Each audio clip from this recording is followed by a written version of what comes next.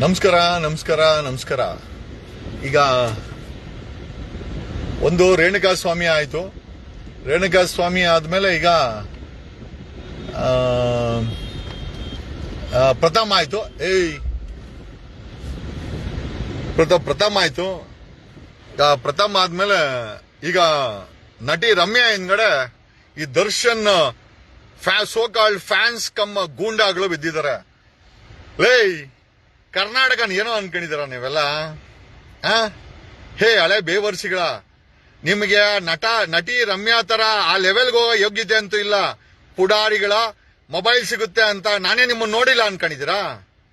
ದರ್ಶನ್ಗೆ ರಿಪೇರಿ ಮಾಡಿದಾಗ ನೀವು ಕಂಟಿನ್ಯೂಸ್ ಆಗಿ 15 ದಿವಸ 20 ದಿವಸ ನೀವುಗಳು ಮೆಸೇಜ್ ಹಾಕಿರೋದು ಎಲ್ಲಾ ನೋಡಿದೀವಿ. ಅದಾದ್ಮೇಲೆ ನಮ್ಮೆಲ್ಲ ಗಲಾಟೆದಾಗ ನಾವು ಹೋಗಿ ಹೊಡೆದ್ವಿ ಅಂತ ನಾವು ಗುಂಡಾರಿಸಿದ್ವಿ. ಅದನ್ನು ಅನುಭವ ಇದೆಯಲ್ಲ. ಏನೋ ಬಂದಿದೆ ದೊಡ್ಡ ರೋಗ ನಿಮ್ಗೆ. ನಟಿ ರಮ್ಯಾ ಯಾಕೋ ಮೆಸೇಜ್ ಮಾಡಿದ್ರೆ ಹಳೆ ಬೇವರ್ಸಿಗಳ, ಏನ್ ಸಮಾಜನ ಇದು? ಏನ್ ಸಂಸಾರಸ್ತು ಸಮಾಜನ? ಡೆಮೋಕ್ರೆಟಿಕ್ ಸೆಟಪ್ ಇಲ್ಲ ಗೂಂಡಾಗಳು ಮಾಫಿಯಾಗಳು? ಅವನು ಮಾತ್ರ ಏನೋ ದರ್ಶನ್ ಮಾತ್ರ ಮನುಷ್ಯ, ಇನ್ನು ಬೇರೆಯವರೆಲ್ಲ ಏನೋ ಅವ್ನ್ ಚೇಳಗಳ, ಅವ್ನ್ ಗುಲಾಮ್ರ? ಹಳೆ ಬೇವರ್ಸಿಗಳ. ಕರ್ನಾಟಕದ ಡಿಜಿಪಿ ಪೊಲೀಸರು ಬದುಕಿದ್ದೀರಾ? ಕರ್ನಾಟಕದಲ್ಲಿ ಬದುಕಿದ್ದೀರಾ? ಇವರುಗಳು ಒಂದು ಏನೋ ಸ್ಟಾರ್ ನಟಿಗೆ ರೇಣುಕಾ ಸ್ವಾಮಿ ತರ ಎತ್ತೀನಿ ಅಂತಂದ್ರೆ ಇನ್ನು ಸಾಮಾನ್ಯ ಜನರ ಗತಿ ಹಂಗೆ. ನಟಿ ರಮ್ಯಾ ಸೀರೀಸ್ ಆಫ್ ಟ್ವೀಟ್ ಮಾಡಿದ್ದಾರೆ. ಅವರು ಸರಿಯಾಗಿ ಕೊಟ್ಟವ್ರೆ. ನಾವ್ಯಾರು ಬಗ್ಗೆಟ್ಗಳಲ್ಲ, 100% ನಾವ್ಯಾರು ಬಗ್ಗೆಟ್ಗಳಲ್ಲ. ಅವನ ಪ್ರಥಮ್ಗೆ ನೋಡಿದ್ರೆ, ಇವನಿಗೆ ರೇಣುಕಾ ಸ್ವಾಮಿಗೆ ನೋಡಿದ್ರೆ ಕೋಳಿ ಕುರಿ ತರ ಕೊಂದು ಜೈಲ್ಗೆ ಹೋಗಿ ಬಂದು ಈಗ ಅವನ್ ಪ್ರಥಮ್ಗೆ ಡ್ರ್ಯಾಗರ್ ಇಕ್ಕಿ ಈಗ ನಟಿ ರಮ್ಯಾಗೆ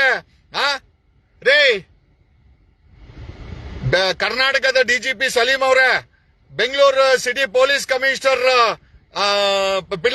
ಕಮಿಷನರ್ ಅವರೇ, ಯಾರು ಇವರು? ಇವ್ರ ಮೇಲೆ ಗೂಂಡಾ ಆಕ್ಟ್ ಹಾಕ್ಬೇಕು. ಆ ಸುಪ್ರೀಂ ಕೋರ್ಟ್ ಅಲ್ಲಿ ಪೆಟಿಷನ್ ಇದೆ. You should add up. ಈ ಪ್ರಥಮ್ ಮೇಲೆ ಈ ರೀತಿ ಥ್ರೆಟ್ನಿಂಗ್ ಮಾಡ್ತಾ ಇರೋದು ಅವ್ನ ಶಿಷ್ಯಂದ್ರು ಡ್ರ್ಯಾಗರ್ ಇಟ್ಟಿರೋದು. ಆಮೇಲೆ ರಮ್ಯಾಗೆ ಕೆಟ್ಟದಾಗಿ ಕೊಲೆ ಮಾಡ್ತೀವಿ ಅಂತ ಬೆದರಿಕೆ ಆಗಿರೋದನ್ನ ಸುಪ್ರೀಂ ಕೋರ್ಟ್ ಗಮನಕ್ಕೆ ತರಬೇಕು. ಅವನು ದರ್ಶನ್ ಬೇಲನ್ನ ಕ್ಯಾನ್ಸಲ್ ಮಾಡಿಸ್ಬೇಕು. ಅಲ್ಲ, ಹೋಗ್ಲಿ ಜೈಲಲ್ಲಿ ಹೋಗಿ ರೋಡಿಸಮ್ ಮಾಡ್ಲಿ. ಹೆಂಗಿರೋ ಅಲ್ಲಿ ಎತ್ತುಬಿಟ್ಟು ಬಳ್ಳಾರಿಗೆ ಬಿಸಾಕಿದ್ರು. ಯಾವ ಮಟ್ಟದ ರೌಡಿಸಮ್ ಲೋಫರ್ಸ್? ಯಾರೋ ನೀವು? ಬೇವರ್ಸಿಗಳ ಯಾರೋ ನೀವು? What you think? ಕರ್ನಾಟಕನ ಏನ್ ಅನ್ಕೊಂಡಿದ್ದೀರಾ? ಏನೋ ಅನ್ಕೊಂಡಿದ್ದೀರಾ? ಏನ್ ಥೈಲ್ಯಾಂಡ್ ಇದು? ಕರ್ನಾಟಕನ ಬೆಂಗಳೂರ ಏನ್ ಥೈಲ್ಯಾಂಡ್ ಅನ್ನ ಇದು? ಯಾರೋ ನೀವು ಮೆಸೇಜ್ ಮಾಡಕ್ಕೆ? ಒಬ್ಬ ನಟಿಗೆ ಬಿಡಲ್ಲ, ಪ್ರಥಮನ್ ಬಿಟ್ಟಿಲ್ಲ, ರೇಣುಕಾ ಸ್ವಾಮಿನ್ ಕೊಲೆ ಮಾಡಿದ್ರು. ಈಗ ನಟಿ ರಮ್ಯಾಗೆ ರೇಣುಕಾ ಸ್ವಾಮಿ ತರ ಕೊಲೆ ಮಾಡ್ತೀವಂತ ಏನೋ ಬೆಂಗಳೂರಿನ ಪೊಲೀಸ್ ಕಮಿಷನರ್ ಅವರೇ, this is A very very serious offence. ಒಬ್ಬ ನಟಿಗೆ ಈ ರೀತಿ ಏನೋ ಕೊಲೆ ಮಾಡ್ತೀವಿ ಅಂತ ಬೆದರಿಕೆ ಓಪನ್ ಆಗಿ ಹಾಕಿದ್ದಾರೆ ಅಂದ್ಮೇಲೆ ಮಾಫಿಯಾಗಳು ಕರ್ನಾಟಕವನ್ನ ರೂಲ್ ಮಾಡಕ್ಕೆ ಬಿಡ್ಬೇಕಾ? ಯಾರೋ ಹಾಕವನೆ ಏನೋ ಶಿಷ್ಯ ಕೆಡದಲ್ಲಿ ಬೀಳ್ತವೆ. ಶಿಷ್ಯ ಕಾಲಲ್ಲಿ ಹಾಕಿರೋದು 12 ಸೈಜು ಶೂ ಚಪ್ಪಲಿ. ಶಿಷ್ಯ ಹಳೆ ಬೇವರ್ಸಿಗಳ ಮನೇಲಿ ಊಟ ಹಾಕ್ತಾರೆ, ತಿಂದುಬಿಟ್ಟು ಬಂದು ಡ್ರಗ್ಗಳು ಮಾರ್ಕೊಂಡು ಡ್ರಗ್ಗಳು ಏರ್ಸ್ಕೊಂಡು ಎಣ್ಣೆ ಹೊಡ್ಕೊಂಡು ಪುಡಾರಿಗಳ ತರ ಓಡಾಡ್ಕೊಂಡು ಕೈಯಲ್ಲಿ ಸಿಕ್ಕರೆ ಡ್ರ್ಯಾಗರ್ ಇಟ್ಕೊಂಡು ಹಳೆ ಬೇವರ್ಸಿಗಳ ನೀವೆಲ್ಲ ಕ್ರಿಮಿನಲ್ಸ್ ಅಲ್ಲಿ. ಇಂಥ ಕ್ರಿಮಿನಲ್ಸ್ಗೆಲ್ಲ ಯಾವನು ಕೇರ್ ಮಾಡಲ್ಲ. ನನ್ ಗಾಡಿಲಿದ್ದ ಸಿಕ್ಕಿದ್ರೆ ಕತೆನೆ ಬೇರೆ. ನಿಂಬೆ ಹಣ್ಣು ಗೊತ್ತಾ? ನಿಮ್ಮ ಅಪ್ಪನಂಗಿದ್ದೀವಿ ನಾವನು. ಹಲ್ಕಟ್ ಲೋಫರ್ಗಳ ಪುಡಾರಿಗಳ ಪೊಲೀಸರ ಕೈಯಲ್ಲಿ ಬಾಂಬೆ ಕಟ್ಟಾಕ್ಸಿನಿರಲ್ಲ. ಪೊಲೀಸರ ಕೈಯಲ್ಲಿ ಬಾಂಬೆ ಕಟ್ಟು. ಅವನು ಬಾಸ್ ಅಲ್ಲ. ಓಕೆ, ನಿಮ್ಮಂತ ಪುಡಾರಿಗಳನ್ನ ಬೆಳೆಸ್ತಾವನೆ ಅಂತಂದ್ರೆ ಅವನು ದೊಡ್ಡ ಮಾಫಿಯಾ. ಏನೋ ಅಪ್ಪಿ ನಟ ಆಗಿದ್ದಾನೆ, ಅದರ ವಯಸ್ಸು ಅವನು ಯಾವ ಮಾಫಿಯಾಗ ಏನ್ ಕಮ್ಮಿ ಇಲ್ಲ. ಓಹೋ, Jaggu coming, I am coming film ಅಲ್ಲಿ ಅದು. ಇಲ್ಲೇನಾದ್ರು ರೇಣುಕಾ ಸ್ವಾಮಿನ ಮುಟ್ಟಿದ್ದಕ್ಕೆ 5 ತಿಂಗಳು ಜೈಲು.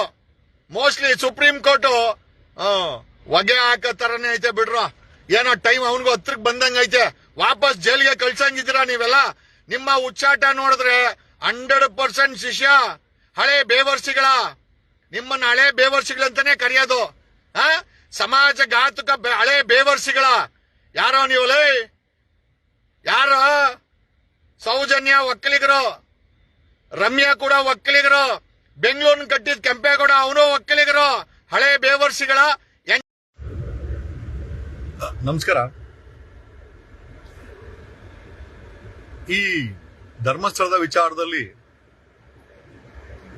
ಈ ಧರ್ಮಸ್ಥಳದ ಶ್ರೀ ಮಂಜುನಾಥ ಸ್ವಾಮಿ ದೇವಸ್ಥಾನದ ಇನ್ಚಾರ್ಜ್ ಏನಿದ್ದಾರೆ, ಇವರುಗಳು ಕಾನೂನನ್ನ ಬಳಸಿ ಈ ಕೊಲೆಗಳ ಅಕ್ರಮದ ವಿರುದ್ಧ ಮಾತನಾಡುವವರ ವಿರುದ್ಧ OS ಸೂಟುಗಳು ಮತ್ತೆ ಎಕ್ಸ್ ಪಾರ್ಟಿ ಇಂಜೆಕ್ಷನ್ಗಳನ್ನ ತಗೊಂಡು ಮಾಧ್ಯಮಗಳಿಗಲ್ದಿರ ಸಾಮಾನ್ಯ ಜನರು ಕೂಡ ಒಂದು ರೀತಿಯ ಅವರ ಬಾಯಿಯನ್ನ ಒಲಿಯುವಂತ ಕೆಲಸ ಈ ಧರ್ಮಸ್ಥಳದ ಆಡಳಿತ ನಡೆಸ್ತಾ ಇರುವಂತ ಈ ಕುಟುಂಬ ಏನಿದೆ ಅದು ಮಾಡ್ತಾ ಇದೆ. ನಾನು ಇದಕ್ಕೆ ಸಾಮಾನ್ಯ ಜನ ಪಾಪ ಏನ್ ಮಾಡ್ಬೇಕು ಅಂತ ನನಗೆ ಸಾಕಷ್ಟು ಜನ ಫೋನ್ ಮಾಡ್ತಾರೆ. ಸರ್, ನಮ್ಮೆಲ್ಲ OS ಹಾಕಿದ್ರೆ, ಮಾಧ್ಯಮಗಳ ಮೇಲೆ ಹಾಕಿದ್ರೆ, ಆಲ್ಮೋಸ್ಟ್ ಎಲ್ಲಾ ಮಾಧ್ಯಮಗಳು ಎಕ್ಸೆಪ್ಟ್ ನ್ಯಾಷನಲ್ ಮೀಡಿಯಾ ಮತ್ತೆ ಇಂಟರ್ನ್ಯಾಷನಲ್ ಮೀಡಿಯಾ ಯಾರು ಟಚ್ ಮಾಡಿಲ್ಲ. ಅವ್ರು ಟಾರ್ಗೆಟ್ ಮಾಡಿರೋದೆಲ್ಲ, ಧರ್ಮಸ್ಥಳದ ಟೀಮ್ ಟಾರ್ಗೆಟ್ ಮಾಡಿರೋದೆಲ್ಲ ಸಾಮಾನ್ಯವಾಗಿ ಯೂಟ್ಯೂಬರ್ಸ್, ನಮ್ ತರ ಮಾತಾಡೋಂಥವ್ರು, ಆಮೇಲೆ ಒಂದಷ್ಟು ಚಾನೆಲ್ ಮತ್ತೆ ನ್ಯೂಸ್ ಪೇಪರ್ಗಳಲ್ಲಿ ಎಕ್ಸ್ ಪಾರ್ಟಿ ಇಂಜೆಕ್ಷನ್ ತಗೊಂಡಿದ್ದಾರೆ. ಎಕ್ಸ್ ಪಾರ್ಟಿ ಇಂಜೆಕ್ಷನ್ ಏನಂತಂದ್ರೆ ಬೇಸಿಕಲಿ ನಮ್ಮ ಮೇಲೆ ಇಲ್ಲ ಸಲ್ಲದ ಸುಳ್ಳು ಪ್ರಚಾರ ಮಾಡ್ತಾರೆ ಅಂತೇಳಿ ಅಲ್ಲೋಗಿ ಕೋರ್ಟ್ ನ ಮಿಸ್ಲೀಡ್ ಮಾಡಿ ಈ ಎಕ್ಸ್ ಪಾರ್ಟಿ ಇಂಜೆಕ್ಷನ್ ಅನ್ನ ತಗೊಂಡಿರ್ತಾರೆ. ಏನಿಲ್ಲ, ಕ್ಲಾರಿಟಿ ಮಾಡದೆ ಆಗುತ್ತೆ. ಬಟ್ ಇದಕ್ಕೆ ವರ್ಕ್ ಮಾಡಕ್ಕೆ ಒಂದು ಟೀಮ್ ಬೇಕಾಗಿದೆ. ಸೊ ನಾನು ಮೊನ್ನೆ ದ್ವಾರಕಾನಾಥ್ ಸರ್, ಸಾಕಷ್ಟು ಪ್ರದೀಪ್, JDS ಪ್ರದೀಪ್ ಅವರು, ರಂಗನಾಥ್ ಎಲ್ಲ ಸೇರಿದ್ರಿ. ಈ ಒಂದು ಟೀಮು ಈ ಧರ್ಮಸ್ಥಳದ ವಿಚಾರವಾಗಿ ಈ OSಗಳು ಹೈಕೋರ್ಟ್ ಅಲ್ಲಿ ಸಿಟಿ ಸಿವಿಲ್ ಕೋರ್ಟ್ OSಗಳು ಒರಿಜಿನಲ್ ಸೂಟ್ಗಳು ಮತ್ತೆ ಗಿಗ್ ಆರ್ಡರ್ ತಗೊಂಡಿದ್ದಾರೆ. To remove all the 8,800 content ನ ತೆಗಿಬೇಕು ಪರ್ಮನೆಂಟ್ ಆಗಿ ವೆಬ್ ಇಂದ ಅಂತೇಳಿ ಗಿಗ್ ಆರ್ಡರ್ ಬೇರೆ ತಗೊಂಡಿದ್ದಾರೆ. ನಾವು ಈ ಸಮಯದಲ್ಲಿ ನಮ್ಮ ಹತ್ರ ಒಂದು 7-8 ಜನ ಅಡ್ವೊಕೇಟ್ ಇದ್ದಾರೆ. ನೀವು ಇನ್ನೊಂದಷ್ಟು ಜನ ರಾಜ್ಯದ ವಕೀಲರು, ಸೋಕಾಲ್ಡ್ ವಕೀಲರು ಏನಿದ್ದಾರೆ, ಅವರುಗಳು ಈ ಒಂದು ಧರ್ಮಸ್ಥಳದ ವಿಚಾರದಲ್ಲಿ ನಾವೆಲ್ಲ ಒಂದು ಟೀಮ್ ಮಾಡ್ಕೊಂಡ್ರೆ ಈ ಮಾಧ್ಯಮಗಳ ಮೇಲೆ ತಗೊಳ್ತಾ ಇರುವಂತ ಈ ಗಿಗ್ ಆರ್ಡರ್ಗಳು ಅಥವಾ OSಗಳಾಗಿರ್ಬೋದು, ಸಾರ್ವಜನಿಕರ ಪರವಾಗಿ, ಕನ್ನಡಿಗರ ಪರವಾಗಿ, ಆ ಹೆಣ್ಮಕ್ಳ ಪರವಾಗಿ ನಾವು ಕೂಡ ಒಂದು ರೆಪ್ರೆಸೆಂಟೇಷನ್ ಆಗತ್ತೆ. ದಯಮಾಡಿ ಕೈ ಜೋಡ್ಸಕ್ಕೆ ಇಚ್ಛೆ ಇರುವಂತ ವಕೀಲರು, ನನ್ನ ಮೊಬೈಲ್ ನಂಬರ್ ಹಾಕ್ತೀನಿ, ವಾಟ್ಸ್ಆಪ್ ನಂಬರು 7996500932. ನನ್ನ ಮೊಬೈಲ್ ನಂಬರ್ ಹೇಳ್ತೀನಿ, 7996500932. ಇದು ನನ್ನ ವಾಟ್ಸ್ಆಪ್ ನಂಬರು. ನಾವು ನಮ್ ಕೈಲಾಗಿದ್ದಂತ ಮಾಡ್ತಾ ಇದೀವಿ. ನನ್ನ ಮೇಲೆ ಕೂಡ ಎಕ್ಸ್ ಪಾರ್ಟಿ ಇಂಜೆಕ್ಷನ್ ತಗೊಂಡ್ಬಂದಿದ್ದಾರೆ ಹರ್ಷವರ್ಧನ್ ಜೈನು. ಸೊ ಇದಕ್ಕೆ ಒಂದಷ್ಟು ವಕೀಲರು ಕೈ ಜೋಡಿಸಿದ್ರೆ ಸಮಾಜ ನಿಮ್ಮ ಇವತ್ತು ವಕೀಲರ ಅವಶ್ಯಕತೆ, ಈ ಕೇಸ್ಗೆ ಸಮಾಜ ನಿಮ್ಮನ್ನು ಕೇಳ್ತಾ ಇದೆ. ಏನೋ ದೊಡ್ಡ ಮನ್ಸು ಮಾಡಿ ಯಾಕಂದ್ರೆ ದಿನ ನಮ್ಮ ಜೀವನಕ್ಕೋಸ್ಕರ ದುಡಿಯೋದಿದ್ದೇ ಇದೆ, ಫೈಟ್ ಮಾಡೋದಿದ್ದೇ ಇದೆ. ಸಾಮಾಜಿಕವಾಗಿ ಈ ಒಂದು ಐ ಥಿಂಕ್ ಈ ಹತ್ಯಾಕಾಂಡ ಏನಿದೆ, ಧರ್ಮಸ್ಥಳದ ಹೆಣ್ಣು ಮಕ್ಕಳ ಕಿಡ್ನಾಪ್, ಅತ್ಯಾಚಾರ, ಕೊಲೆ ಮುಚ್ಚಾಕುವಂತ ಕೇಸ್ ಏನಿದೆ, ಇದ್ರಲ್ಲಿ ಸಿವಿಲ್ ಸೂಟ್ಸ್ ಹಾಕೋದು, ಗಿಗ್ ಆರ್ಡರ್ ತಗೊಂಬರೋದು. ಥರ್ಡ್ ಅವರು has gone to supreme court redirect ಮಾಡಿದೆ, ಇದಕ್ಕೋಗಿ ಹೈಕೋರ್ಟ್ ಹೋಗಿ ಅಂತ. ಸೊ ಸಾರ್ವಜನಿಕರು ಮತ್ತೆ ಧ್ವನಿ ಮಾಡೋಂಥವ್ರಿಗೆ ಎಲ್ಲೋ ಒಂದು ಕಡೆ ಇದೊಂಥರ ಭಯ, ಯಾಕೆ ಬೇಕಪ್ಪ ಕೋರ್ಟ್ ಇಂದ ಇದೆಲ್ಲ ತಗೊಂಡ್ಬರ್ತಾರೆ ಅಂತೇಳಿ ಮಾತಾಡೋರ್ನ ಬಾಯಿ ಮುಚ್ಚುವಂತ ಕೆಲಸ ಆಗ್ತಾ ಇದೆ. ಒಂದಷ್ಟು ಜನ